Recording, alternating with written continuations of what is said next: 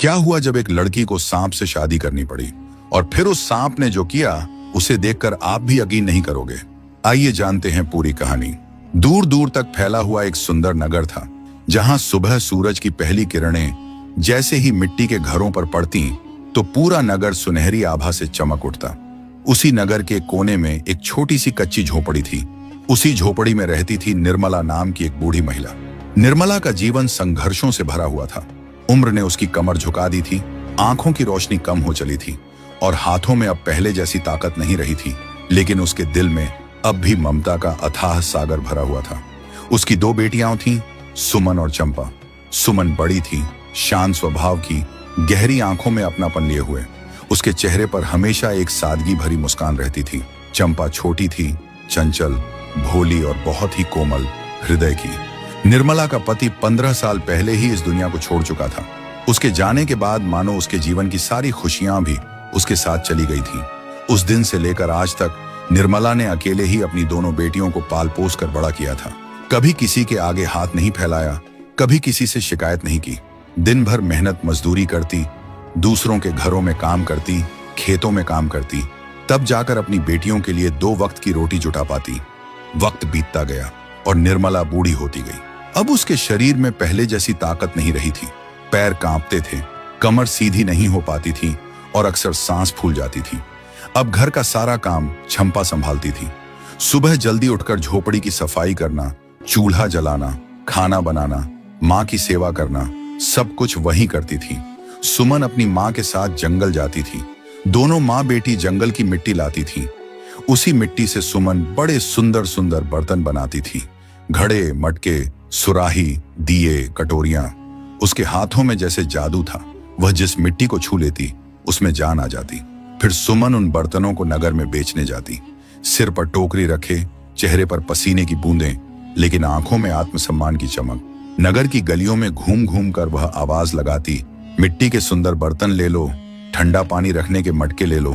कुछ लोग खरीदते, कुछ दया की नजर से देखते, कुछ मजाक उड़ाते, लेकिन सुमन सब सह लेती, क्योंकि उसे पता था कि उसके घर का चूल्हा इन्हीं बर्तनों से जलता है। जो पैसे मिलते उनसे घर चलता। माँ की दवाइयां ही आती, चंपा के लिए कपड़े आते, अनाज आता। समय यूं ही बीतता रहा। धीरे धीरे निर्मला और भी बूढ़ी हो गई। अब उससे चला भी नहीं जाता था। बिस्तर से उठने में भी उसे चंपा का सहारा लेना पड़ता था। उसकी आंखें हमेशा दरवाजे की ओर लगी रहती। जब सुमन शाम को नगर से लौटती थी, वह अक्सर सोचती, हे भगवान, मेरी बेटियों का क्या होगा? मैं तो अब ज्यादा दिन नहीं जी पाऊंगी। बस एक ही इच्छा है कि मेरी दोनों बेटियों की शादी अच्छे घरों में हो जाए। अब निर्मला बीमार रहने लगी थी। कभी बुखार, कभी खांसी। सुमन दिन भर मिट्टी के बर्तन बनाती, नगर में बेचने जाती और शाम को लौटकर माँ के पास बैठ जाती। उसकी सेवा करती, उसके पैर दबाती, उसके बाल सहलाती। एक दिन की बात है, शाम का समय था। सूरज धीरे धीरे ढल रहा था। आसमान लाल रंग में रंगा हुआ था। पक्षी अपने घोंसलों की ओर लौट रहे थे। निर्मला ने दोनों बेटियों को अपने पास बुलाया। उसकी आवाज में कमजोरी थी, लेकिन आंखों में ममता का सागर उमड़ रहा था। सुमन और चंपा उसके पास आकर बैठ गईं। निर्मला ने कांपते हुए हाथ से सुमन का हाथ पकड़ा और कहा, बेटी, तू चंपा का ख्याल रखना। बस इतना कहते ही उसकी आंखें धीरे धीरे बंद होने लगी। उसकी सांसें तेज होने लगी। फिर एक गहरी सांस लेकर उसने हमेशा के लिए अपनी आंखें बंद कर ली। सुमन चिल्लाई, माँ, माँ, आंखें खोलो माँ। चंपा रोने लगी, माँ, हमें छोड़कर मत जाओ। लेकिन अब बहुत देर हो चुकी थी। निर्मला इस दुनिया को छोड़ चुकी थी। पूरी झोपड़ी उनके रोने की आवाज से गूंज उठी। माँ, तुम हमें छोड़कर क्यों चली गईं? अब हमारा इस दुनिया में कौन है? आप ही तो हमारी सारी दुनिया थी माँ। पड़ोस की औरतें आईं। किसी ने पानी दिया, किसी ने ढांढस बंधाया, लेकिन सुमन और चंपा की दुनिया तो उजड़ चुकी थी। उस दिन के बाद दोनों बहनें बिल्कुल अकेली हो गईं। घर में अब माँ की आवाज नहीं गूंजती थी। झोपड़ी सूनी हो गई थी। हर कोना माँ की याद दिलाता था, लेकिन सुमन ने हिम्मत नहीं हारी। वह जानती थी कि अब उसे ही माँ बनना है, उसे ही चंपा का सहारा बनना है। वह दिन भर मिट्टी के बर्तन बनाती, नगर में बेचती और हमेशा चंपा का ख्याल रखती। चंपा को कभी माँ की कमी महसूस नहीं होने दी। समय बीतता गया। एक दिन सुमन ने फैसला किया कि अब चंपा की शादी कर देनी चाहिए। उसने पास के गांव के मुखिया के बेटे राजीव से चंपा का रिश्ता तय कर दिया। जब चंपा को यह पता चला तो उसकी आंखों में आंसू आ गए। वह सुमन से लिपटकर बोली, दीदी मैं शादी नहीं करूंगी, पहले आपकी शादी होगी, आप बड़ी हो। सुमन ने उसके सिर पर हाथ फेरते हुए कहा, मैं तुम्हारी बड़ी बहन हूं, मेरा फर्ज है कि पहले तुम्हारी शादी करूं। मेरी चिंता मत कर, भगवान मेरे लिए भी कोई रास्ता बना देगा। चंपा बहुत रोई, बहुत मिन्नतें की, लेकिन सुमन अपने फैसले पर अडिग रही। कुछ समय बाद चंपा की शादी हो गई। ढोल बजे, शहनाइयां बजीं, लेकिन सुमन का मन बहुत भारी था। वह अपनी छोटी बहन को विदा करते समय टूटकर रो पड़ी। जब चंपा डोली में बैठी तो उसने सुमन का हाथ पकड़कर कहा, दीदी आप हमेशा खुश रहना, मुझे कभी भूलना मत। सुमन ने आंसू पोंछते हुए कहा, कभी नहीं भूलूंगी। डोली चली गई। अब सुमन बिल्कुल अकेली रह गई। रात को जब वह झोपड़ी में अकेली होती तो माँ और बहन की याद में फूट फूट कर रोती। अंधेरी रात, जलता हुआ दिया और आंसुओं से भीगा हुआ उसका तकिया। लेकिन सुबह होते ही वह फिर उठती, मिट्टी गूंथती, बर्तन बनाती और नगर जाती। समय बीतता गया। अब वह अकेली ही जंगल जाती और बर्तन बनाती। एक दिन की बात है, शाम होने वाली थी, सूरज ढलने वाला था। जंगल में हल्की हल्की हवा चल रही थी, पत्ते सरसराने लगे थे। सुमन जंगल से मिट्टी लेकर लौट रही थी कि तभी उसकी नजर एक युवक पर पड़ी। वह देखने में बिल्कुल राजकुमार जैसा लग रहा था। ऊंचा कद, तेज नैन नक्श, राजसी चेहरा, लेकिन वह दर्द से कराह रहा था। सुमन घबरा गई। वह उसकी ओर दौड़ी, लेकिन जैसे ही वह पास पहुंची उसने जो देखा उससे उसकी सांस थम गई। वह युवक धीरे धीरे सांप में बदलने लगा और देखते ही देखते वह एक विशाल सांप बन गया। सुमन अचंभित रह गई। उसके पैरों तले जमीन खिसक गई, लेकिन उसे उस सांप पर दया आ गई। उसकी आंखों में इंसान जैसी पीड़ा थी। सुमन उस विशाल सांप को देखकर एक पल के लिए कांप गई थी। उसकी सांसें तेज चलने लगी थी, दिल जोर जोर से धड़क रहा था। जंगल की उस शांत शाम में अब केवल उसके दिल की धड़कन और उस सांप की धीमी फुफकार की आवाज सुनाई दे रही थी। सूरज अब पूरी तरह ढलने ही वाला था और चारों ओर अंधेरा गहराने लगा था, लेकिन सुमन का दिल बहुत कोमल था। वह डर से ज्यादा दया महसूस कर रही थी। उसने उस सांप की आंखों में देखा। उन आंखों में दर्द था, पीड़ा थी, जैसे कोई इंसान मदद मांग रहा हो। वह धीरे धीरे उसके पास गई। उसके हाथ कांप रहे थे, लेकिन मन में करुणा थी। डरो मत, मैं तुम्हें कुछ नहीं होने दूंगी, सुमन ने धीमी आवाज में कहा, जैसे वह किसी इंसान से बात कर रही हो। सुमन ने सावधानी से उसे अपनी टोकरी में रखा। फिर भारी मन और कांपते कदमों से वह अपने घर की ओर चल पड़ी। रास्ते भर उसका दिल डर और चिंता से भरा रहा। हर कदम पर उसे लगता जैसे कोई जंगली जानवर झाड़ियों से निकल आएगा, लेकिन वह रुकी नहीं। उसे बस यही लग रहा था कि यह सांप किसी न किसी तरह उसकी जिम्मेदारी बन गया है। जब वह अपनी झोपड़ी पहुंची तो आसमान में तारे चमकने लगे थे। चांदनी फैल चुकी थी। उसने धीरे से टोकरी नीचे रखी और दरवाजा बंद कर लिया। दिया जलाया। झोपड़ी की हल्की रोशनी में सांप की चमकती हुई देह साफ दिखाई दे रही थी। वह चुपचाप एक कोने में पड़ा हुआ था। सुमन ने मिट्टी की एक कटोरी में पानी रखा और दूसरी में थोड़ा दूध। सांप ने धीरे धीरे सिर उठाया और पानी पीने लगा। फिर उसने दूध भी पी लिया। सुमन की आंखों में आंसू आ गए। तुम भी कितने दुखी हो जैसे मैं हूं।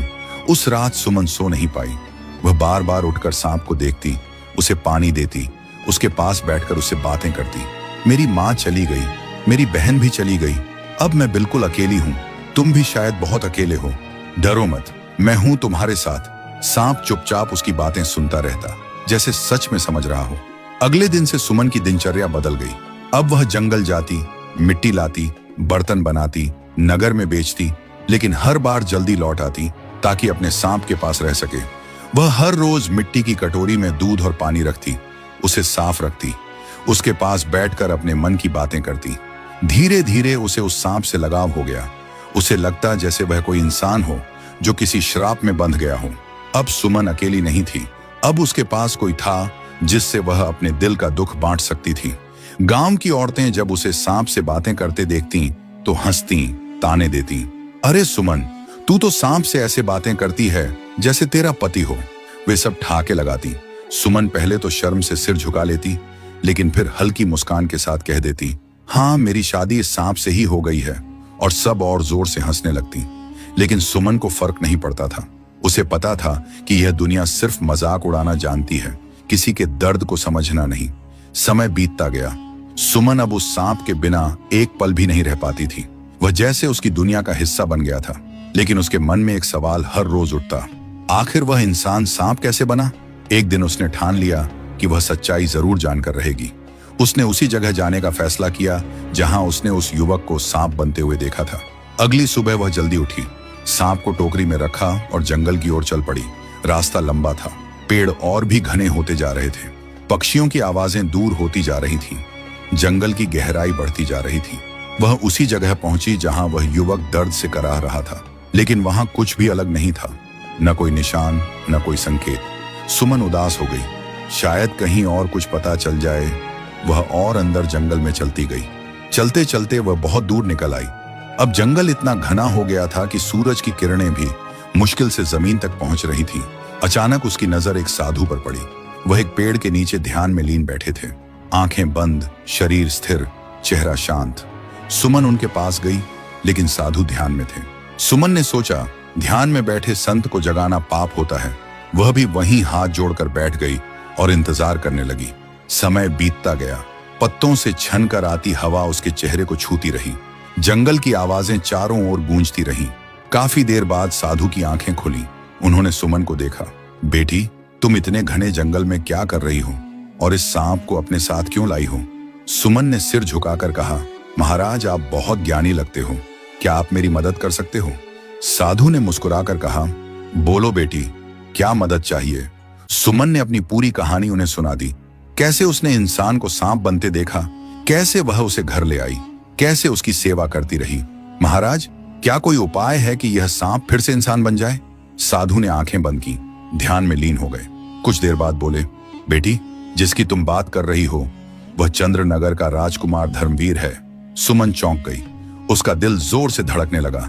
उसके हाथ अनजाने में कांप उठे थे। साधु के मुख से जब उसने चंद्रनगर का राजकुमार धर्मवीर नाम सुना तो उसके भीतर एक अजीब सी हलचल मच गई। वह कुछ पल तक कुछ बोल ही नहीं पाई। उसने धीरे से पूछा, महाराज, क्या सच में वह कोई राजकुमार है? साधु ने गंभीर स्वर में कहा, हाँ बेटी, वह चंद्रनगर के राजा उदयवीर सिंह का पुत्र है। सुमन ने अनायास ही टोकरी की ओर देखा जिसमें वह सांप शांत बैठा था। उसकी आंखों में नमी आ गई। लेकिन महाराज, वह इंसान से सांप कैसे बन गया?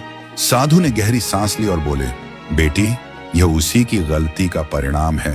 फिर साधु ने कहना शुरू किया, एक दिन राजकुमार धर्मवीर इसी जंगल में मेरे पास आया था। वह बहुत उत्साहित था। उसकी आंखों में घूमने की चाह थी, नई जगहें देखने की ललक थी। उसने मुझसे कहा, बाबा, मैं दिव्य शिखर पर्वत पर घूमने जा रहा हूँ। सुना है वह पर्वत बहुत सुंदर है। वहां के पेड़ पौधे, फूल, झरने सब स्वर्ग जैसे हैं। मैंने उसे बहुत समझाया।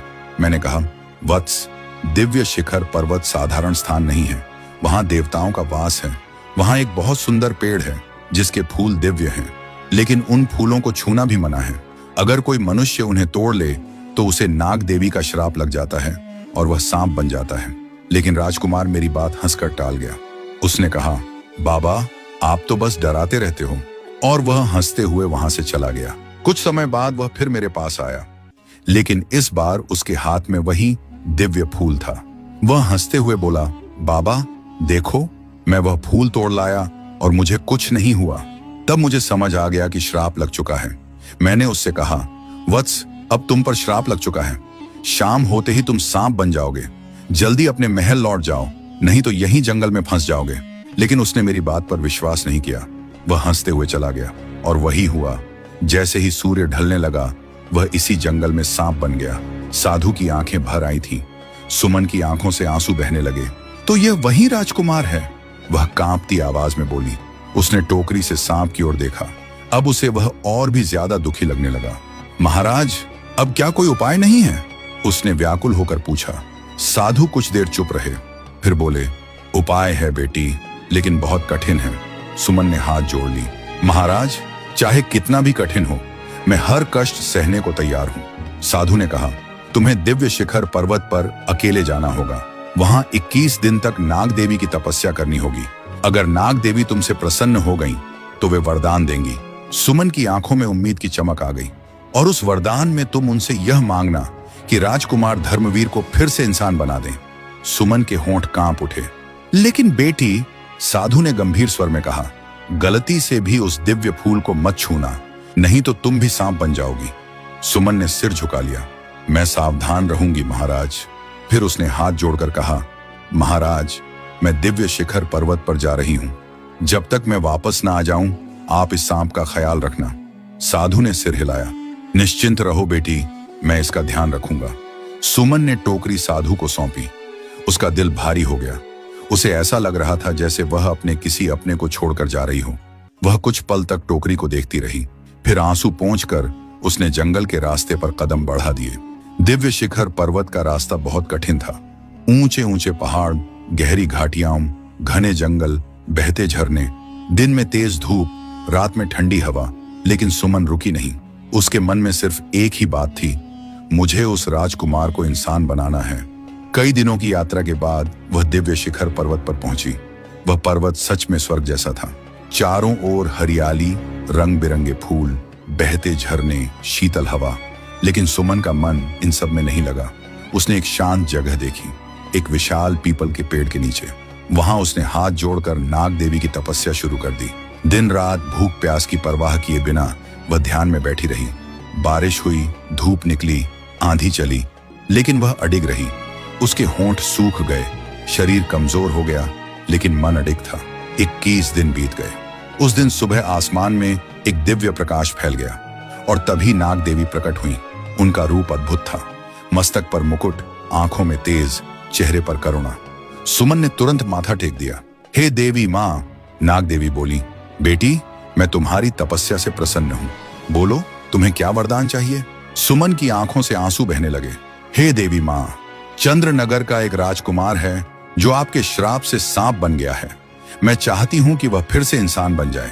नाग देवी कुछ पल चुप रही, फिर बोली, तुम्हारी प्रार्थना स्वीकार की जाती है। वह फिर से मनुष्य बन जाएगा।